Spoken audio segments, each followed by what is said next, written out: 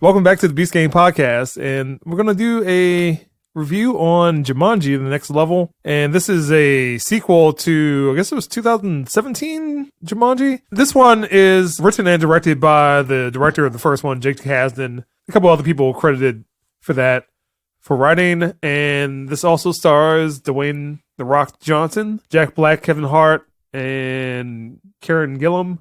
The synopsis is: in Jumanji, The Next Level, the gang is back, but the game has changed. As they return to rescue one of their own, the players will have to brave parts of unknown, from arid deserts to snowy mountains, to escape the world's most dangerous game. This, again, is a little different than the older Jumanji, but the 2017 one took a more modern take on it, making it into a video game. This one also does the same thing where, well, there's one character from the previous movie whose name is Spencer. He and his girlfriend from the previous movie, they've broken up. He goes home for the holidays. His grandfather's there, who's played by Danny DeVito. They're rooming together for some random reason. And then he says that he's going to have brunch, but he decides to go into his basement, finds an old game console which has a Jumanji game. Then he disappears. His friends from the first movie try to go find him and realize that he's back in Jumanji. So, Keith, how did you feel about Jumanji: The Next Level? A lot of the elements from the first movie were there, which I liked. The chemistry between The Rock and Kevin Hart's still there, and the cast is still there. The action was okay. It was good. And I mean, over-reliance on CG. I think it would have done better with some more practical effects, but that's fine. But right off the bat, I'll say that it was not as good as the first one. Definitely. It's not a bad film. I mean, it does what it does. My wife liked it. She enjoyed it. It was a good popcorn film. First one, Jumanji, was a really good popcorn flick. But I think it suffered from a couple of things. One was that it may have been a bit of more of an acting reach for Dwayne Johnson to try to imitate Danny DeVito. He wasn't good at it. Yeah, so, let me just preference something. In the first movie, all the characters just kind of align themselves with the four characters from the first movie. This one switches up a little bit, so you also have Danny Glover and Danny DeVito also get pulled in. So the characters are technically switched around, except for Karen Gillan's character. She was fine. She was decent in this one, but I fell into the sequel trap where they try to do what they did the first one, as opposed to just doing something different with the story, like trying to do something with what they started the first time around and continue. They tried to remake or recapture. And whenever a sequel does that, it fails. Like, without question. It always drops a ball.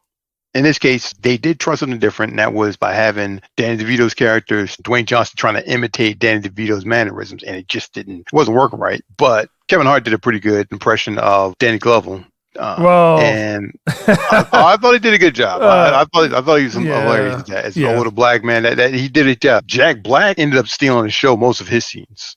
Like, he was funny as hell when he was imitating Fridge. That shit was funny. But other than that, it got to be by the number. Aquafina jumped in. Yeah, I'm not a big fan of hers. She's not my favorite actress in the world. She did a good Danny DeVito impression because she's a comedian. So she's going to be good at impressions. I thought some of the action was just like, why are you doing this? And like, okay, I get it. Oh, they can switch up now. And then the whole romance thing was like, it was just like, I don't know, this isn't working. At that point, I just kind of like took it for what it is. Enjoyed the parts I liked. I think probably one of the better parts was at the very, very end, gave a hint of what's going to happen in the next movie. Yeah, I was hoping that they would wrap this up with this movie. But why would they do that? I mean, this is a good premise. Let me get into my comments. All right, good. We talk every week about movies that have had sequels to movies that have been out for a very long time. This is the reverse of this. You're not actually given time to appreciate Jumanji, the 2017 Jumanji, for what it was. Mm-hmm. That this just seems too soon. Yes. And that would be a good point. Then, because it's doing the same thing over again, even though it's switching up which analog character in Jumanji, it just doesn't seem different enough, and it doesn't seem interesting enough to be worthy of being released. Next year, maybe 2021, I can see all that. Just seems like this 2 year seems too soon. I would agree with that. And then a lot of the acting wasn't very good. I think the movie just kind of drags on, particularly in the middle part of the movie. And then also the impetus for Spencer to go back into Jumanji. He was so sad. They didn't dwell enough on what his problems were.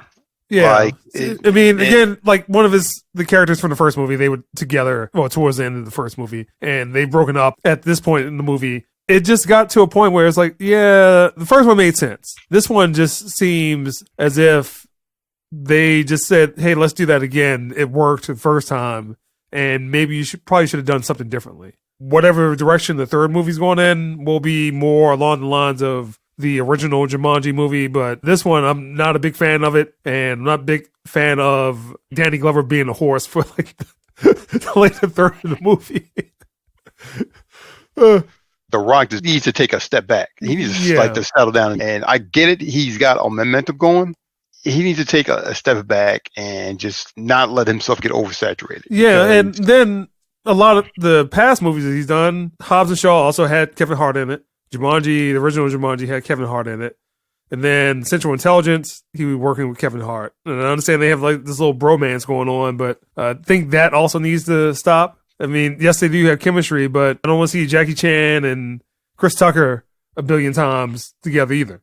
They're just cameos and stuff like that, so that's not that big a deal. But he's gotten so big right now that he's starting to do the one thing that better actors who've had a long, successful career have like taken pains not to be typecasted. Not typecasting, but having to write their own characters. Like some people had the talent for it. Sylvester Stallone, he's an accomplished writer and director, so he knows what is necessary for a story without having to put himself in every damn scene. So he's got enough of that. Arnold Schwarzenegger doesn't take himself seriously. Tom Cruise, another one. He, for the most part, he understands what his brand's about. Though I don't know what the fuck happened with The Mummy. That was just... I think Mike liked that one. I think he might have been a little bit more positive about that one than I was. Yeah, but that was a clear misstep. He wanted to make sure he got that Robert Downey Jr. money or whatever he was doing. I don't know, but that was a misstep. All right, so let's get the scores. Keith, what score would you give Jumanji the Next Level? I would give it a 6, maybe, and that's being generous. Okay. And I'll probably drop it down to a 5. Man, I'll give it a 5.5. But it wasn't a huge letdown where I just came away disgusted. So I'm not going to say it's a bad film. I'm just going to say it is not as good as what it could be. It's not a really good film for this holiday season. So I'm going to give this a 4. I like the Welcome to the Jungle. We talk about there being sequels to movies that have been out for a long time. That one broke the mold. It did something differently, and it was successful at it. This one goes to the well one too many times, and it does the same thing again. Even though it tries to switch it up a little bit, it's still the same. The reasoning for the first movie, which was, Tom Hanks' son, or like Nick Jonas, whatever version you want to call it. Yeah, it just kind of takes back, I don't know. This one... I mean, again, the reasoning for this coming back to Jumanji wasn't very good. The acting was passable. Overall, I just didn't like it. So, like I said, I give it a 4. I mean, it's not the worst thing in the world, but I would say it's probably a little too long as well. It's about 2 hours. Really? Yeah. Yeah, they probably could have cut like 30 minutes out of this thing. Like I said, it just kind of dragged on. And the first one was 2 hours, but it had story to build up. This one did not have much. And again, Danny Glover played a horse for the last third of the movie. Oh, it was bad. But anyway, that's the Beast Game Podcast. Danny Glover played a horse. That's all I can say. Danny Glover played a horse. Oh my God.